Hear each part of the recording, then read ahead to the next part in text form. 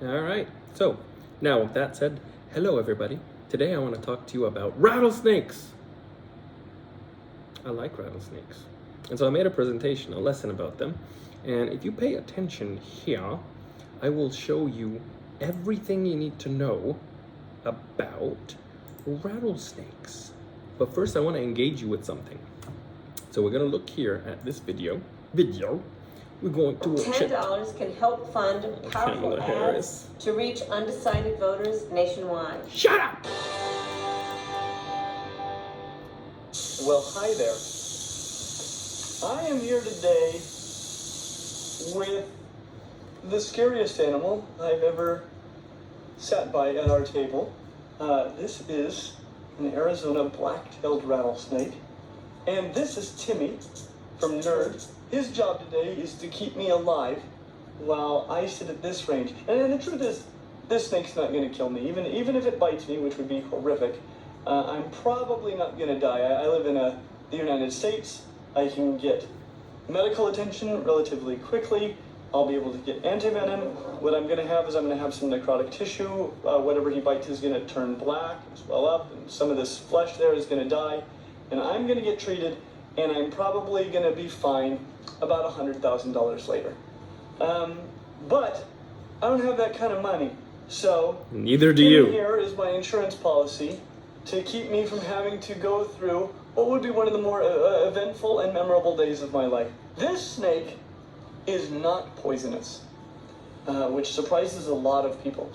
But as it turns out, I mean, I could start right here at the tail of this snake and I could gobble it all up, all the way down to its head, and then I could drink its venom.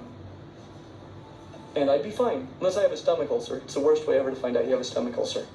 But, wouldn't be a problem, because this snake is not poisonous. It is, however, highly venomous. Should it get the protein that it produces in those venom glands into my bloodstream, I'm going to have some real problems.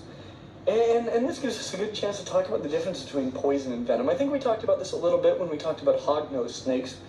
But rattlesnakes have venom, and venom needs to be injected. All right, it's often injected by fangs, like is the case here. Sometimes it's injected by modified chelicerae, like you find in spiders. Sometimes it's injected by modified legs, which are the toxic cognaths of centipedes. Sometimes it's injected by a telson at the end of the tail, like with scorpions, but it needs to be injected somehow.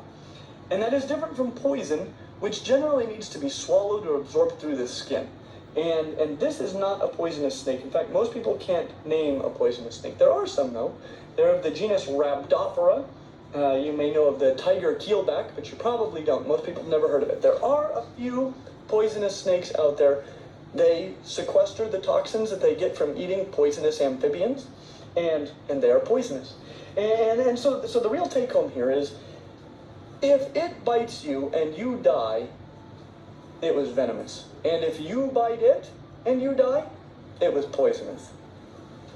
Not a poisonous snake. I do want to talk to you, though, a lot about these incredible animals. They're absolutely awesome. One of my favorite animals on the planet. The pit vipers, which is what these guys are, they're some of the coolest looking animals you're ever going to see, ever in your life. They've got this big, wide head. A lot of the reason that head is so large is because it houses some enormous venom glands. The vipers also have foldable fangs, which is different than the elapid snakes like cobras and coral snakes, in that the fang is not fixed in place, so it actually can swivel out, which means they can be much, much longer than fixed fangs. And these guys have some good-sized fangs. I said they're pit vipers, and that means that they've got what are called loreal heat pits. On a ball python or a lot of the other boids, you're going to see what are called labial heat pits, which are heat-sensitive pits that are on the lips, and there can be a large number of these.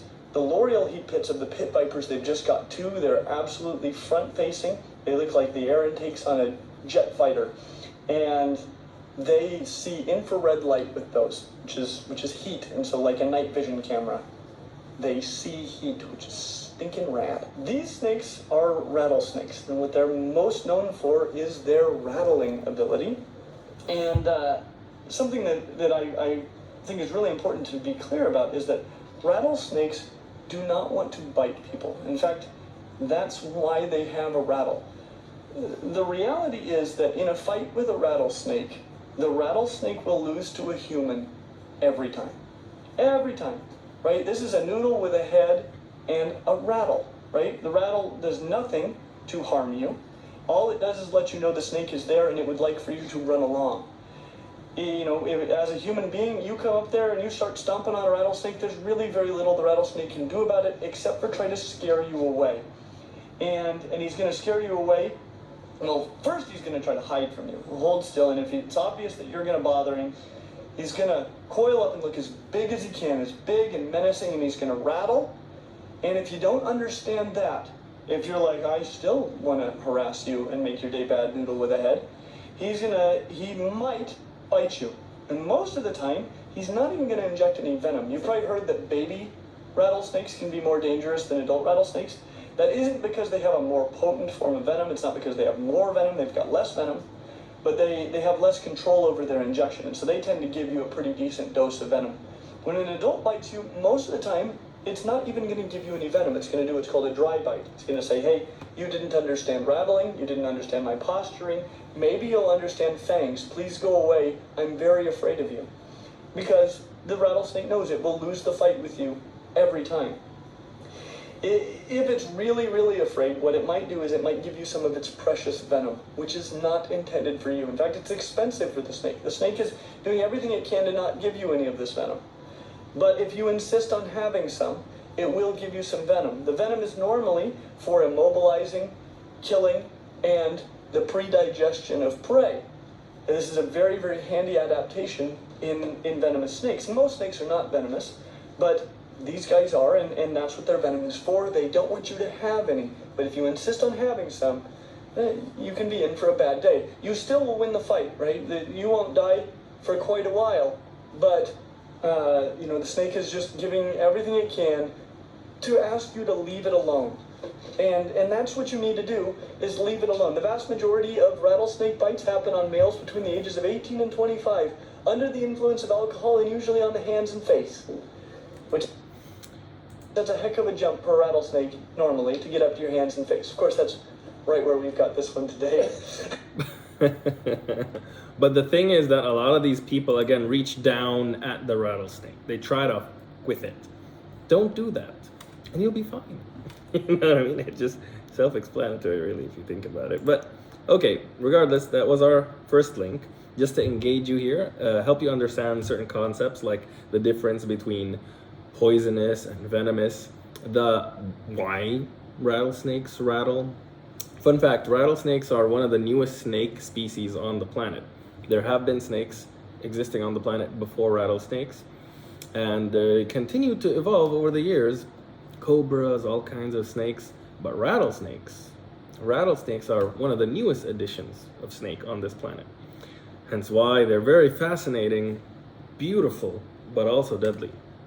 So now with that said, the second thing here I want to talk about is explore. We're going to give you a chance to explore a particular type of rattlesnake that we have up here in Northern California. And it's called the Norpack. Norpack as in Northern Pacific rattlesnake. So if you take a look at this link right here, you will be able to see all kinds of, well, first off, where it lives. This red area right here is the ranges of the Northern Pacific rattlesnake. So really, pretty much everywhere in California, almost. Like, I think this is a Fresno area right here, and it goes all the way up. This is probably LA right here. So, it's pretty out there. Now, with that said, you'll see all kinds of pictures here from different people. Yeah, see, Fresno County. These are pictures submitted, and look at how big this bar is. So these are all kinds of people taking pictures of Norpack rattlesnakes and uploading them to this site. I feel like it's very easy, once you take a look at all these pictures, to train yourself to identify this particular rattlesnake. You see all the rattles here. They're fascinating creatures. A lot of people associate the number of rattles with its age. It's not true. It's the amount of times they shed. And then furthermore, sometimes these rattles can break off, so they're not even reliable really to tell how many times they shed. It's just, again, a tool they use to just alert you, of their existence if they feel like their camouflage is not working. But okay, regardless, that's a link you could explore on your own. Now, right here, if you want to click and know a little bit more about rattlesnakes, I also provided this YouTube link. I think this video is a little bit smaller than the first video, so we might not... How and why does a rattlesnake produce its rattle? Well, we talked about this. Imagine you're walking through a sweltering desert. Give you an idea. The lone captive in this A little sea bit of an sand. idea. There's no one around for miles, only beige and blue stitched at the perimeter of this scene. The only discernible sounds are the chilling sounds of gusty winds and your feet shoveling the sand. Suddenly, you hear another sound nearby, a rattle. Given how proficient rattlesnakes are at being cryptic by means of camouflaging, you won't be able to seek the source of this shrill. However, you sense it sneaking up on you, lurking beneath the torrid sand, like... So that's not really true. Rattlesnakes don't seek humans. This guy's being dramatic, but okay. Why do they do it? How is the rattle produced? The rattle appears to be attached to the tip of a rattlesnake's tail. The rattle is formed by hollow, interlocked segments made of keratin, the Isn't that same material amazing? that constitutes a human fingernail. The segments fit loosely inside one another at the end of the serpent's tail. The snake then erects his tail and vibrates Yeah, as you can see, he's being dramatic. The serpent's tail. its muscles vigorously, such that these segments collide with each other to produce the recognizable rattling sound. Because the structure is essentially hollow, the sound is distinct and amplified. Alright, that's good enough. Anyway, you could watch a full video if you wanted to, but regardless, just to get through this lesson, because if I understand, this is just introductory to the hyperlink. It's not there to like burn the whole thing for you. You could explore this on your own, and then tell me everything you learned about it. Alright, so... well, rattlesnakes from it. Okay, so safety and security is important, obviously, if you do decide to ever own a rattlesnake. And so one of the things that you're actually mandated to have, at least in the state of California, is an information sheet. And this information sheet will have everything you need to know about the rattlesnake in terms of its type and what you use if, God forbid, you get bit by the rattlesnake. What should you do? It will sometimes explain the type of antivenom that is supposed to be used. Precautions, as you can see right here. Most bites occur between the months of April and October. That's another layer of information that's good for you to know. Aside from the fact that, again, you don't want to be, usually statistically, a male between the age of 18 and 25 and drunk. All right. 25% of the bites are dry bites. We talked about that earlier in the first video, but okay.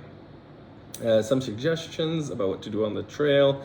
Some first aid don'ts. And I will say this, because a lot of people, think this, but it's not true.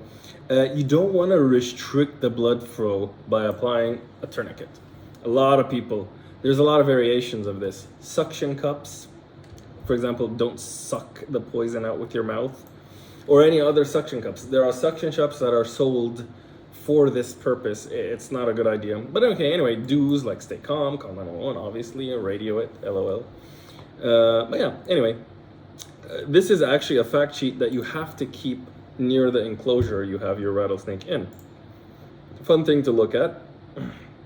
And then last but not least, I wanted to, share with you something I'd rather get rid of. And I want to motivate you to be against, so we can have more people and get political movement against this. And it's called Rattlesnake Roundup. Is one of the most protected events in Texas.